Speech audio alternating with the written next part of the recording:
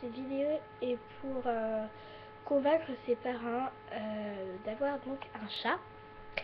Alors, premièrement, il va donc falloir dire à vos parents que le chat est indépendant, c'est-à-dire qu'il se débrouille seul. Bon, bien évidemment, il faut lui donner des croquettes, de la pâtée, patati patata, hein, faut pas non plus le laisser mourir de faim. Mais il se débrouille seul, c'est-à-dire qu'en fait, si vous le laissez dans votre jardin, par exemple, sortir, je sais pas pour ceux qui sont en appartement, mais moi je suis comme je suis en maison, j'ai un jardin.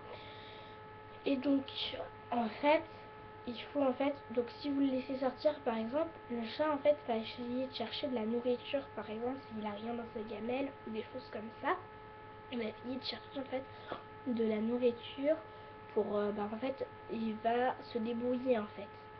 Il se débrouillera. Alors que par exemple, si vous prenez un chien, vous pourrez le laisser dans votre jardin, sortir, mais en fait ce sera pas pour aller chasser. Il sera là soit pour un peu se défouler un peu dans le jardin, ou bien pour faire ses besoins, tout simplement, pour faire ses besoins aussi. Donc ensuite, vous pouvez dire aussi à vos parents que comme le chat en fait est dans sa litière, faut lui changer la litière assez souvent, au moins 2 fois par semaine à peu près.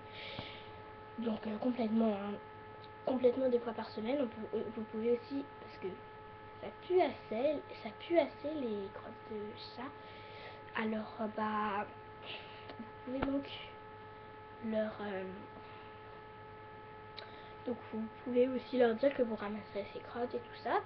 Donc petit conseil par contre pour ramasser ces crottes, je vous dis de alors il existe des pelles, hein, mais en fait vous mettez dans un petit sac plastique.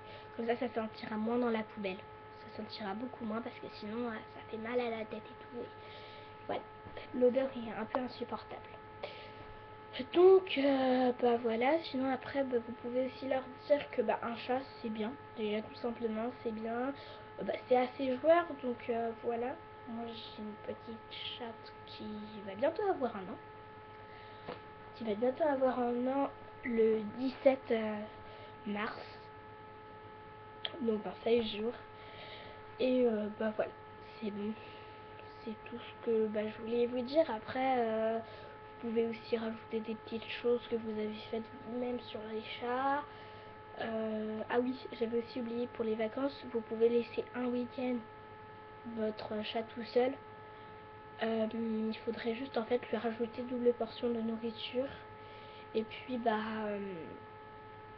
aussi assez d'eau pour qu'il puisse tenir un week-end, parce que si vous lui mettez un tout petit peu d'eau dans une petite coupelle, je ne pense pas qu'il va réussir à s'en sortir, parce que voilà. Donc moi par exemple quand je pars en week-end par exemple, et que comme j'ai donc mon chat, et bien en fait on lui laisse en fait on l'ouvre les portes, il reste que dans la maison, je le laisse pas dehors mon chat.